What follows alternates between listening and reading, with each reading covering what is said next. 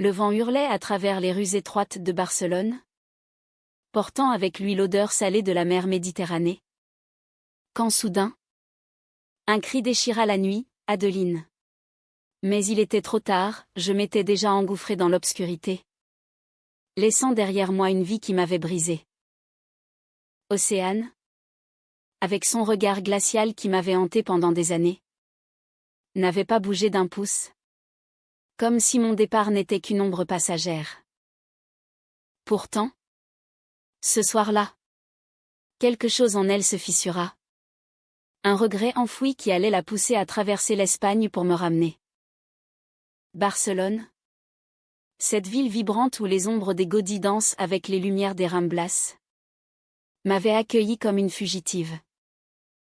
J'étais Adeline, une Française de 25 ans, venue étudier l'architecture à l'université, fuyant un passé parisien trop étouffant. Mes cheveux châtains cascadaient sur mes épaules, et mes yeux verts trahissaient une sensibilité que je tentais de cacher derrière un sourire forcé. C'était l'automne 2020. Et la pandémie avait transformé la cité en un labyrinthe de masques et de solitude. Je logeais dans un petit appartement du quartier gothique, entouré de murs anciens qui murmuraient des secrets oubliés. C'est lors d'une soirée improvisée dans un bar caché de la Plaça Royale que je l'avais rencontrée. Océane.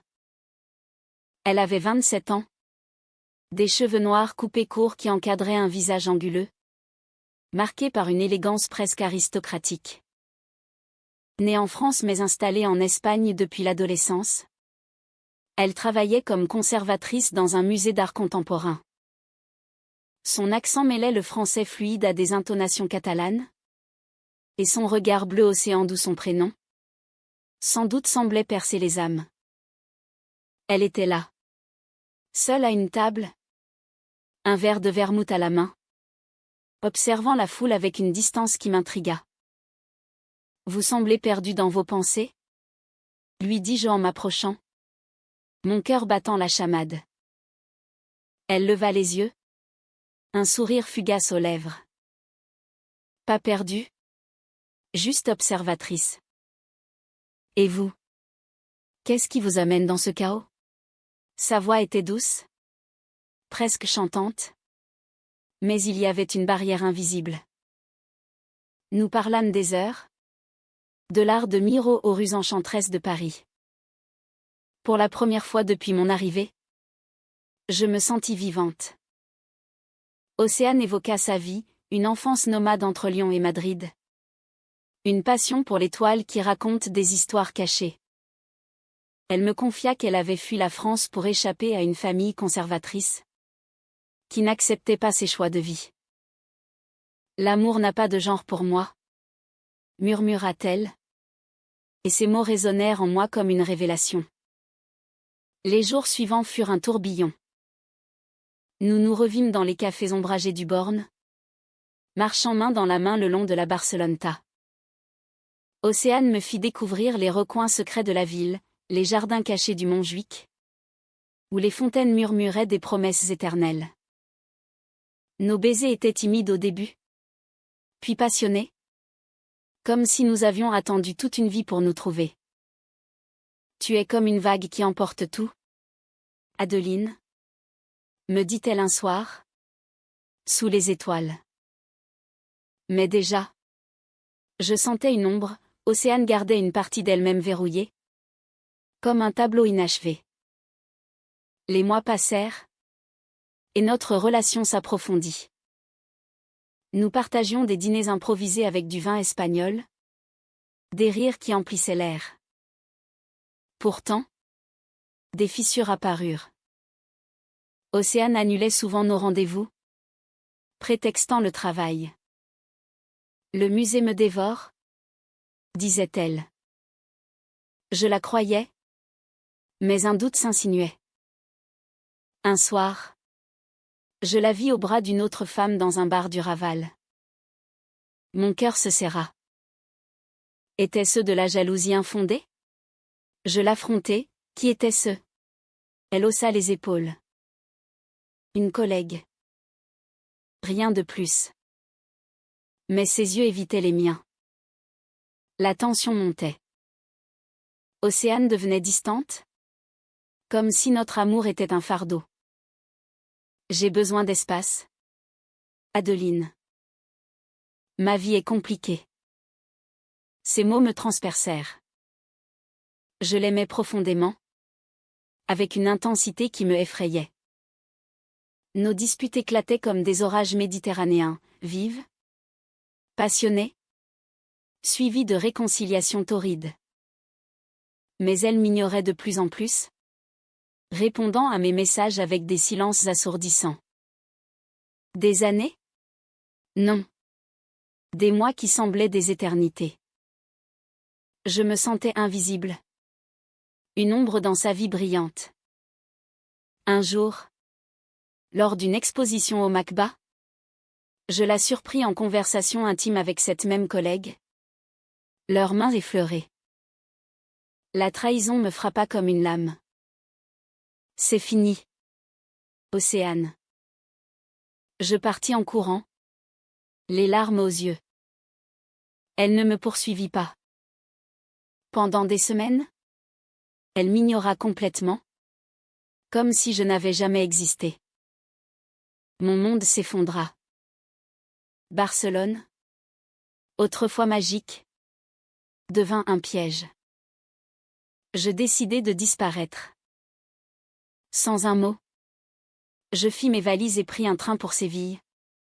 Plus haut au sud, pour recommencer. Loin d'elle, loin de la douleur.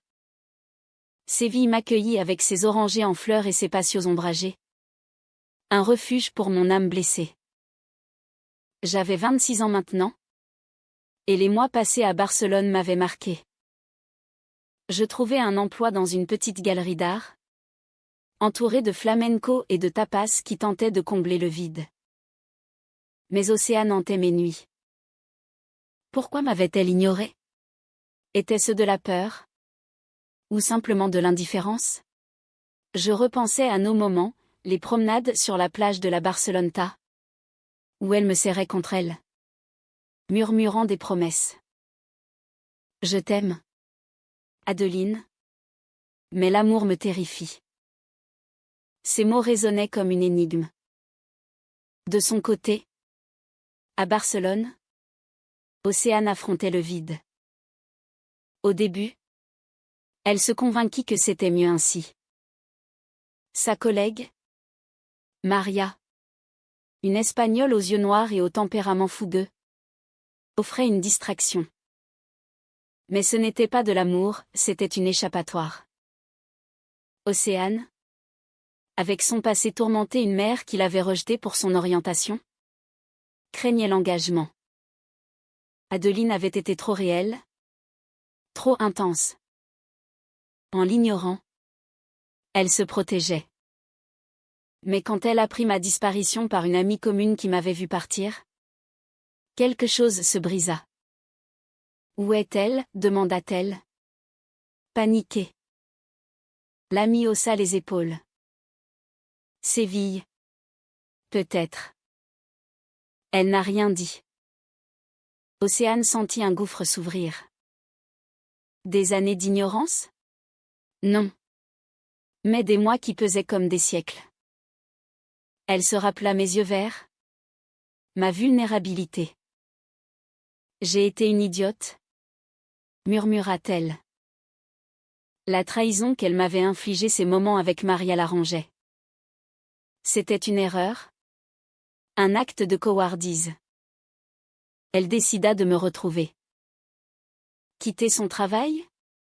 Non. Mais elle prit un congé et partit pour le sud. Le voyage fut une odyssée intérieure. Dans le train filant à travers les oliveraies d'Andalousie, Océane repensait à notre histoire. Nous nous étions aimés avec une passion française, teintée de romantisme, des lettres écrites à la main, des poèmes de Baudelaire récités sous la lune. Mais la jalousie, les doutes, avaient tout empoisonné. À Séville, elle arpenta les rues, interrogeant les galeries. Une Française? Adeline? Cheveux châtains? Les réponses étaient négatives. La ville, avec sa cathédrale imposante et ses alcazars mystiques, semblait se moquer d'elle. Pendant ce temps, je luttais contre mes démons. Un soir, dans un bar flamenco, je rencontrai Isabella, une danseuse charismatique de 28 ans, aux cheveux roux et au sourire envoûtant. Elle me fit rire, me fit oublier. Nous dansâmes jusqu'à l'aube, et pour la première fois, je sentis une étincelle. Mais était-ce de l'amour? Ou un pansement? Isabella me confia son histoire, une vie libre, sans attache. L'amour est une danse? Adeline. Il faut bouger. Ces mots me touchèrent. Mais Océane persistait dans mon cœur. Océane, épuisée, arriva enfin à ma galerie. Elle travaille ici, lui dit-on. Mais j'étais absente ce jour-là. Elle attendit, le cœur en suspens. Quand je rentrai, nos regards se croisèrent. Océane, balbutiai-je. Elle s'approcha, les yeux emplis de larmes. Je t'ai cherché partout. Pardonne-moi. La confrontation fut explosive. Je lui criai ma douleur, les ignorances. La trahison avec Maria. Tu m'as brisé. Elle admit tout, j'avais peur.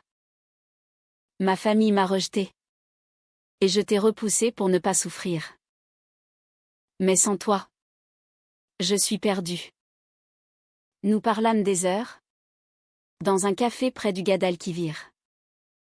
Océane me raconta son combat intérieur, sa thérapie entamée pour affronter ses peurs. Je t'aime, Adeline. Profondément. Mais le doute persistait en moi. Isabella m'offrait une nouvelle vie. Le conflit intérieur me déchirait, pardonner? Ou tourner la page? La nuit tomba sur Séville.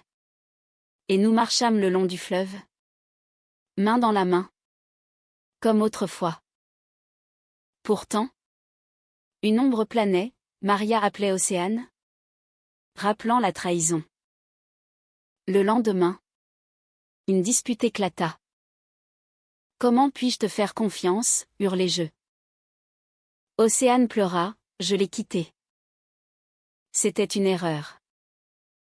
Mais je partis. Furieuse. Me réfugiant chez Isabella. Là, dans ses bras, je trouvai un réconfort temporaire. Océane, dévastée, erra dans la ville, questionnant son amour. Était-ce trop tard? Le Hotrao approchait, comme un orage andalou. Les jours suivants furent un tourbillon d'émotions. Séville, avec ses fêtes de la Semana Santa approchant, vibrait d'une énergie mystique. J'étais déchirée entre Isabella, qui représentait la liberté, et Océane, qui incarnait un amour profond mais blessé. Isabella me proposa de partir avec elle pour Grenade, pour danser sous les étoiles de l'Alhambra. Son offre était tentante, une vie sans chaîne, sans passé douloureux. Mais Océane ne lâchait pas. Elle m'envoyait des messages, des lettres poétiques, comme les vagues de la mer. Je reviens toujours vers toi.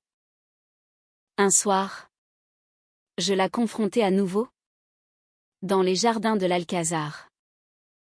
L'air embaumait le jasmin, et les fontaines chantaient une mélodie éternelle. Pourquoi maintenant? Océane? Après m'avoir ignorée? Elle s'agenouilla presque, les yeux brillants. Parce que ta disparition m'a réveillée. J'ai compris que sans toi, ma vie est vide. J'ai trahi ta confiance. Mais je me bats pour la reconquérir. Ces mots touchèrent mon âme. Nous nous embrassâmes. Passionnément. Comme si le temps s'était arrêté. Mais la réalité revint, Maria. Océane jura qu'elle avait rompu. Mais un appel sur son téléphone révéla le contraire. C'est fini, dit-elle en raccrochant. Pourtant, le doute persistait. Le conflit culmina lors d'une soirée flamenco. Isabella m'avait invité. Et Océane s'y invita. Les guitares résonnaient. Les claquements de talons martelaient le sol. Au milieu de la foule, nos regards se croisèrent. Isabella, sentant la tension, me serra la main. Choisis. Adeline. Océane s'approcha. Déterminée. Je t'aime plus que tout. Laisse-moi te prouver. Une dispute éclata. Voix élevées au-dessus de la musique. Isabella partit. Blessée. Océane et moi nous retrouvâmes seuls. Sous la lune andalouse. Nous marchâmes jusqu'à l'aube. Déversant nos cœurs. Océane avoua tout, sa peur de l'abandon. Héritée de son enfance. Ma mère m'a chassée quand j'ai avoué aimer les femmes. J'ai reproduit cela avec toi. Je pleurais. Partageant ma propre vulnérabilité, une adolescence solitaire à Paris. Cherchant l'amour vrai. Tu m'as fait mal. Mais je t'aime encore. Le pardon naquit lentement. Comme une fleur dans le désert. Nous décidâmes de donner une chance. Mais avec prudence. Pourtant, le destin testa notre résolution. Une lettre arriva, Maria, furieuse, menaçait de révéler des secrets d'Océane au musée, risquant son emploi. C'est du chantage? Dit Océane. Paniquée. Ensemble, nous affrontâmes la crise. Je l'accompagnai à Barcelone, où elle confronta Maria. C'est fini. Adeline est mon avenir. Maria, défaite, recula. Ce fut un moment de triomphe, mais aussi de réflexion. L'amour n'était pas un conte de fées, il exigeait du courage. De retour à Séville, notre relation s'épanouit. Nous explorâmes Grenade ensemble, main dans la main sous les arches de l'Alhambra. Océane me murmura des vers de Lorca. Adaptés à notre histoire, l'amour est une lutte, mais victorieuse. Les nuits étaient tendres, les jours emplis de rires. Mais un nouveau défi surgit, ma famille en France a pris pour nous. Mon père, conservateur, réagit mal. Reviens à Paris, Adeline. Ce n'est pas pour toi. Je refusai, affirmant mon identité. Océane me soutint, renforçant notre lien. Le haut trao émotionnel vint lors d'un voyage à la Costa Brava. Nous louâmes une maison près de la mer, où les falaises tombaient dans l'océan. Un soir orageux. Alors que les vagues s'écrasaient, Océane me prit la main. Épouse-moi, Adeline. Ici. En Espagne, où tout a commencé. Les larmes coulèrent. Oui. Mais promets-moi la fidélité. Elle jura. Et nous scellâmes notre engagement avec un baiser salé par l'air marin. Pourtant, au fond de moi, une ombre persistait, et si le passé revenait? Les mois suivants furent une renaissance. Nous nous installâmes à Barcelone, dans un appartement surplombant la mer. Océane reprit son travail au musée. Et moi, je poursuivis mes études, inspiré par notre histoire. Notre amour était plus profond, forgé dans le feu des épreuves. Nous affrontions les préjugés, en Espagne. L'acceptation grandissait. Mais des regards hostiles persistaient. Pourtant, nous nous battions, main dans la main, pour notre droit à l'amour. Un jour, une nouvelle épreuve surgit. Océane tomba malade, un virus banal, mais qui la cloua au lit. Je veillais sur elle, rappelant comment elle m'avait cherché. Tu m'as retrouvé? Maintenant je te protège. Sa guérison renforça notre lien. Nous voyageâmes en France, confrontant ma famille. Mon père, après une longue discussion, accepta, si elle te rend heureuse. Ce fut un moment personnel, humain. Mais le destin, capricieux, nous testa une dernière fois. Maria réapparut, repentante, offrant des excuses. J'étais jalouse. Pardonnez-moi. Océane, forte, ferma la porte au passé. Notre histoire est à nous. Ce pardon collectif apporta la paix. Des années passèrent ou du moins, des mois qui semblaient des années. Nous nous mariâmes sur une plage de la Costa Brava, entourés d'amis. Isabella, devenue une amie, dansa pour nous. Le vent portait nos vœux, fidélité, amour, résilience. Elle m'ignora pendant des années. Mais quand je disparus, elle se battit pour me retrouver. Pensais-je en la regardant. Notre vie devint un témoignage, l'amour lesbien. Dans un monde encore divisé, triomphait par l'humanité. Nous aidions d'autres couples, partageant notre histoire. Océane écrivit un livre sur l'art et l'amour, dédié à moi. Pour Adeline, ma muse éternelle. Le conclusion fut personnelle, pas un happy end hollywoodien, mais une réalité nuancée. Nous savions que les défis persisteraient, mais notre lien était indéfectible. Dans les rues de Barcelone, sous les lumières éternelles, nous marchions. Deux âmes unies par le destin. L'amour, finalement, était une bataille gagnée par le cœur. Et ainsi, dans la douceur méditerranéenne, notre histoire se poursuivait, riche de leçons et d'émotions.